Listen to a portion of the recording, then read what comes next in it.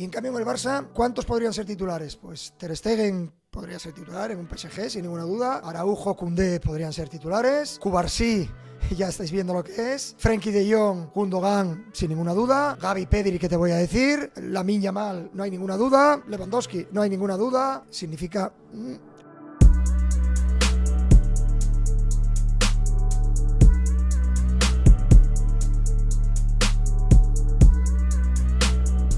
Salut à tous, bienvenue dans la quotidienne. Le PSG Barça du 10 avril a déjà commencé et ça s'est passé hier sur Twitch. Sur le stream de Luis Enrique, le coach espagnol faisait son grand retour sur la plateforme pour parler de sa nouvelle fondation qui porte le nom de sa fille Shana qui a tristement perdu la vie à l'âge de 9 ans. Et il en a profité pour répondre aux questions de son chat. Et selon lui, c'est simple, il y a quasiment tout le 11 du Barça qui serait titulaire au PSG. Mais pas que, il s'est pas arrêté là. 7 jugadores que podían ser titulares no solo en el PSG, en el City, en el Madrid, en el Arsenal, en el Bayern de Múnich. Et du coup, petite question du jour l'équipe, on va faire l'inverse. Selon vous, combien de joueurs du Barça seraient titulaires dans le 11 du PSG? Dites-moi tout en commentaire et le premier qui me sort Pedri du 11, il y a moyen qu'on se batte. Voilà, 2 commentaires sélectionnés lundi.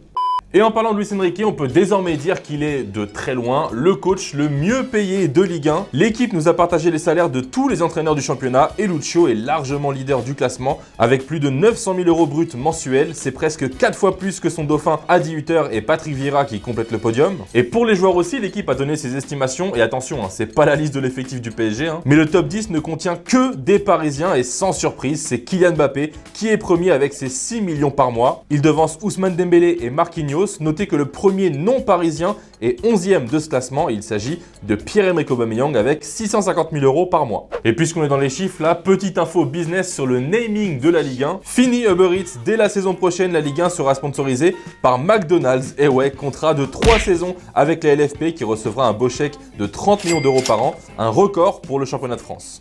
L'équipe de France, quant à elle, prépare tranquillement son match amical face à l'Allemagne demain. Et hier à Clairefontaine, c'était atelier reprise de volée dans un premier temps et frappe devant la surface dans un second. Mais celui qui était bien en forme, c'était le Kix qui a réussi à troller dans la même journée William Saliba et Matteo Guendouzi. Oui, encore. Non, j'ai appelé Nike, j'ai appelé Nike, ils vont te faire des chaussures. Toujours tu mets les mêmes chaussures. Mais t'es mort lui wesh. Mais t'es mort wesh. Wesh t'es mort wesh.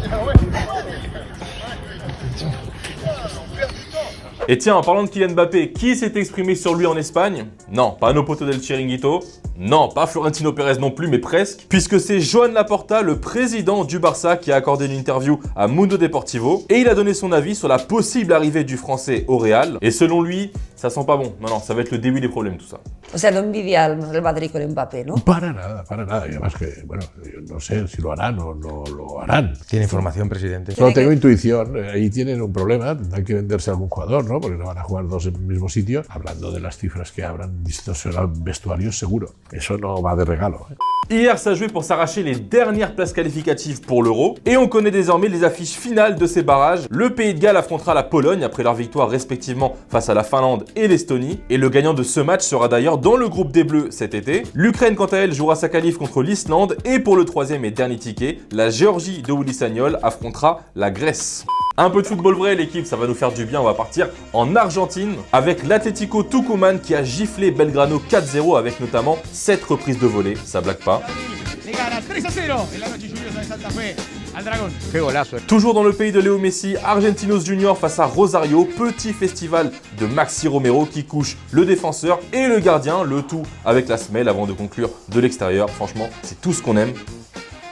Et on termine ce football vrai au Mexique chez les féminines de Mazatlan et ce golasso de Sulma Rodriguez. Dans la gestu, j'ai cru voir Fernando Torres carrément. Il y avait aussi des matchs amicaux hier soir avec le Portugal qui inaugurait son magnifique maillot extérieur et de quelle manière. Victoire 5-2 face à la Suède, Rafael Leao buteur, tout comme Gonzalo Ramos. Bref, tout va bien pour les hommes de Roberto Martinez qui sont toujours invaincus depuis que l'Espagnol a pris la tête de la Seleção. 11 matchs, 11 victoires, c'est carré. Et demain, en plus de France-Allemagne, il y a une affiche que beaucoup de gens attendent, c'est Angleterre-Brésil à Wembley. Et je précise bien à Wembley parce que Bruno Guimaraes est passé en conférence de presse hier et il a comparé le stade de Wembley avec le Maracana. Voilà, carrément. Bon, au niveau de l'ambiance, il y a moyen qu'il revienne sur ses propos très vite. Valeu, Edu. Acho que pra eles também é a realização de sonho, né? Eu jogo com o Gordon, que foi convocado, jogo com o Trippier, que normalmente mas se machucou, por isso não foi convocado. E eles, desde quando saiu o amistoso, eles, caramba, mal posso esperar pra jogar contra o Brasil, vai ser um grande jogo, o Wembley. Né? O Wembley pra eles é como se fosse o Maracanã pra gente, então é o maior estádio, todos os ingressos foram esgotados muito rápido. En Allemagne, on prépare aussi le match face aux Bleus avec un revenant. Et ouais, Toni Kroos qui fait son grand retour en sélection. Rappelez-vous, il l'avait annoncé sur son compte Instagram fin février, alors qu'il avait pris sa retraite internationale en 2021, juste après l'Euro. Et il y en a un qui est particulièrement content de le retrouver, c'est Antonio Rüdiger. Bon, après, c'est pas comme s'il se voyait tous les jours au Real non plus. Natürlich bin wir sehr happy darüber, dass da ist, denn gibt unserem Spiel gewisse Ruhe, gibt uns eine Balance und ich glaube, das hat auch ein bisschen gefehlt und für mich persönlich einfach, ich weiß, was mich erwartet, was ich von ihm erwarten kann und ich kenne meine Rolle dann hinter ihm, deswegen, also er wird sehr wichtig für uns. Et tiens, puisqu'on parle de l'Allemagne et de retour en sélection, vous vous rappelez de Mesut Özil? Ouais, bon bah là, soit il veut prouver qu'il veut aussi sortir de sa retraite, soit il veut juste nous éteindre à la salle.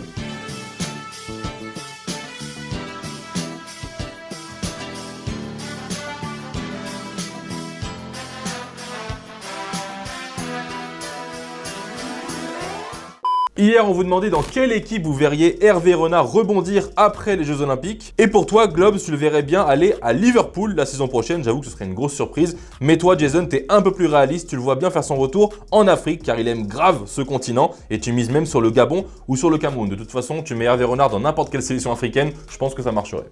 Et voilà les amis, c'est la fin de la quotidienne, j'espère que vous avez passé un bon moment avec nous. On va se quitter avec la bande-annonce de France-Allemagne, puisque oui, bien évidemment, ce sera à suivre demain en direct sur TF1. Voilà, prenez soin de vous, passez un beau week-end et on se retrouve lundi. Salut. En direct sur TF1, pour leur premier match de l'année, le décor est grandiose. Les Bleus défilent l'un des plus beaux palmarès du football, l'Allemagne. L'affiche historique. À quelques semaines de l'Euro, les Français veulent faire le plein de confiance. Quel régal! Et pour certains, c'est l'une des dernières chances de gagner leur place en sélection. À moins de 3 mois de la compétition, le pays hôte compte bien afficher ses ambitions face aux vice-champions du monde.